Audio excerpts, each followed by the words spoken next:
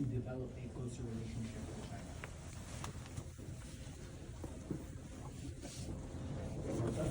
Will Iraq continue to develop a closer relationship with China? Okay, just to confirm, what's the speaker code? 707. Giving the time signals back down, okay? Yeah. Alright, and for your benefit, we're gonna do a cross-X, 2 minutes long, I'll give you 1 minute, 30 seconds. Hissed it too, but I'll let you finish the sentence. I'm ready.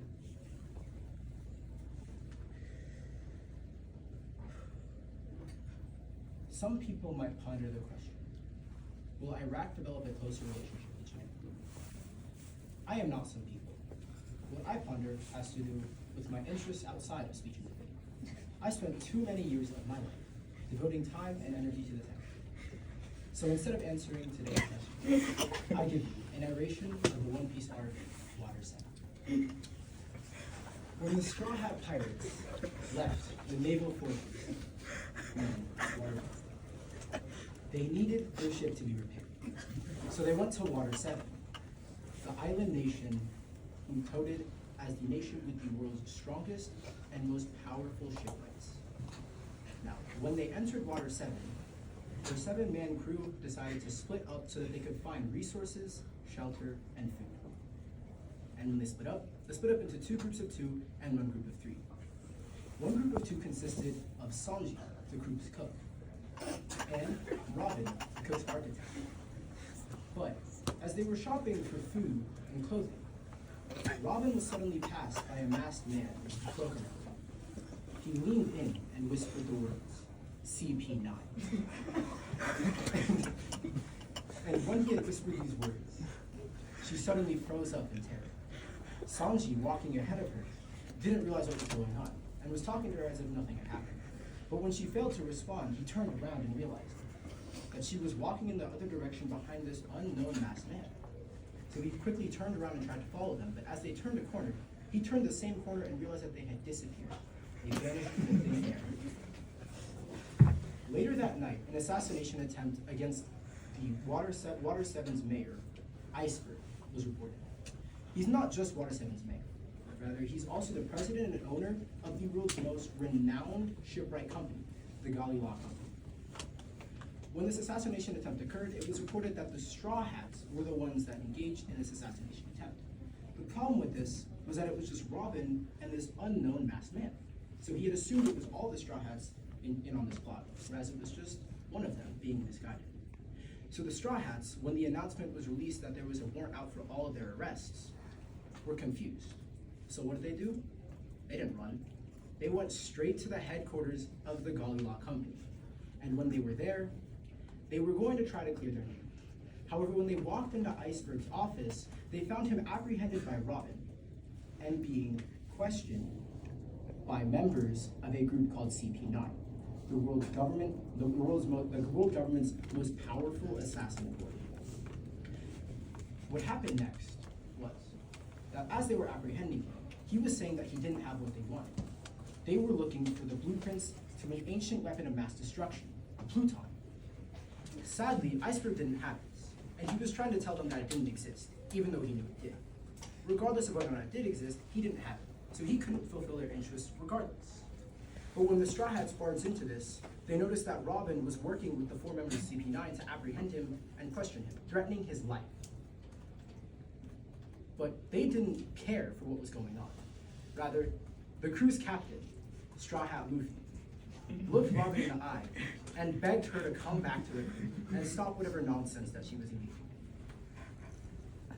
She vehemently refused, saying that she could not achieve her one true wish if she were to go back with them. None of them understood what that meant, and instead of answering any of their cries and questions, they simply once again vanished. Her and CP9, having realized that they won't get what they want out of Iceberg this time, disappeared into thin air. Shortly after, CP9 and Robin go to the train station, where they're going to board the water train, the only way to get to Enies Lobby. Enies Lobby is the naval headquarters' only entrance, and also the only entrance to the world's most devious prison for pirates, where Robin was to be sent. 3 of the Straw Hats tried to man their way onto the ship and infiltrate it so that they could save Robin. The problem with this, however, was that they were simply outmanned because it was 3 to 7. So, they were quickly apprehended and tied up. And upon being tied up, one of the members of CP9 decided to explain exactly what was going on. They had mentioned that the reason Robin was complying with them was because they had threatened her with a buster call, that if she did not comply with their requests and turn herself into the government after running away from them for 20 years, that there would be a buster call executed against the Straw Hats. What is a buster call? Well, a buster call is when the world's naval forces gather all their ships, their most powerful admirals and vice admirals, and launch tons of thousands of artillery at a specific and small location to completely obliterate and annihilate. So in short, they were going to completely annihilate her crew of friends. But why did this mean anything? Well, quickly, Robin has a flashback to her past, 20 years ago, when she was a 7-year-old girl. Her homeland, O'Hara, was completely annihilated by a buster call ordered by the world government, also by CP9. So this entire time, she was reliving the trauma that she had once gone through and trying to protect her friends from that same trauma. Well, that didn't stop them. Next, they're at Enies Lobby. When they arrive, the leader of CP9, Spandam, tells her that he fully intends on going back on their agreement, and he did not intend to honor what he said he would.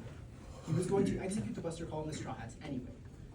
Robin tried to speak up and argue with him, but given that she was in handcuffs, all he had to do was kick her to silence her. And when he did, she gave up. But suddenly, she saw Luffy about to enter the Tower of Justice where she was being held. And when Straw Hat Luffy was flying in, she said, "No, Luffy, stop." But Luffy refused to go. Instead, he had the group sniper, Usopp, shoot a hole through the world government's flag that was flying above them. A declaration of war against the world government.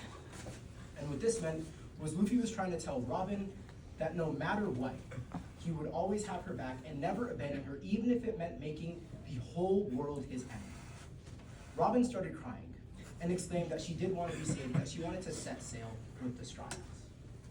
Now, as a result, CP9 decided to take her away and try to make her enter the world government's naval headquarters. But instead of complying, she fought every ounce of the way. However, to silence her, Spandam decided that he wanted to make her relive her trauma, reminding her of the buster call incident that happened 20 years ago that destroyed her home. So as she was continuously silenced and dragged to the entrance at the gates of justice, the Straw Hats continued fighting CP9 all the way up the Tower of Justice so that they could reach her and save her. When they finally succeeded, they met Spandam and Robin on the gates of justice, destroyed Spandam, and saved Robin. The problem, however, was that right as the fighting ended, they realized that the full force of the Navy had surrounded the island. And so as a result, the buster call had already been executed. Luckily, however, the Straw Hats ship, the Going Merry, luckily showed up out of nowhere. They all hopped on and sped away as the Navy continued to try to obliterate all of Enies Lobby. Now, it wasn't fully resolved yet. They still needed a new ship. So they went back to Water 7, and at Water 7, they partied and celebrated having retrieved their crew member and having saved the day. Thank you.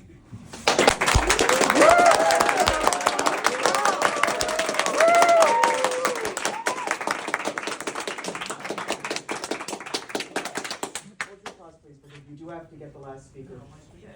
We got places to be, guys. Come on. We do have to do 2 minutes of cross-section. Wait, could I get my time real quick? 8 minutes, 5 seconds.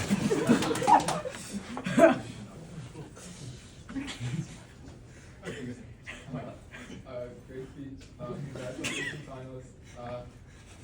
Do you think that the One Piece is through?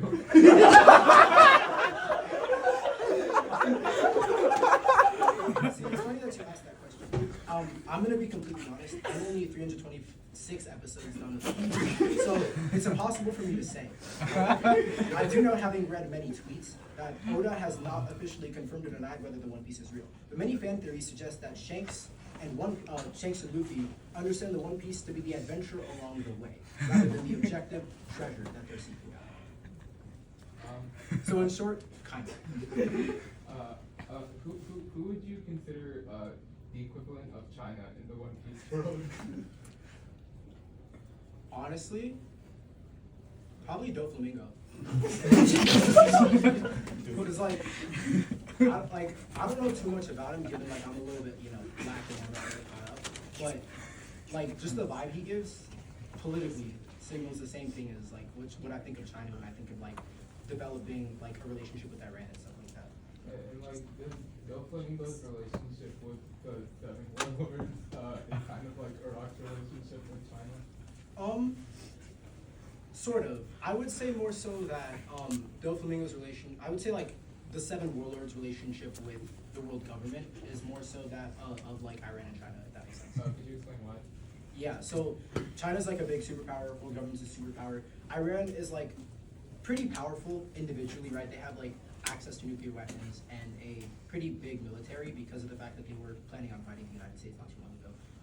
So as a result, I think given Doflamingo's power level, it's like comparable to Iran, and given like the world government's power level, it's comparable to China. So I think like it sort of balances out that way. Do you think Doflamingo is the strongest warlord? No, Who do you think is the strongest? probably Mihawk Hawkeye. All right, thank you very much.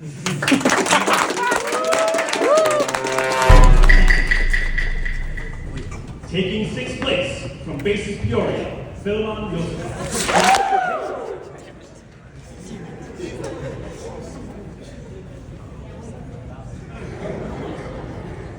One Piece.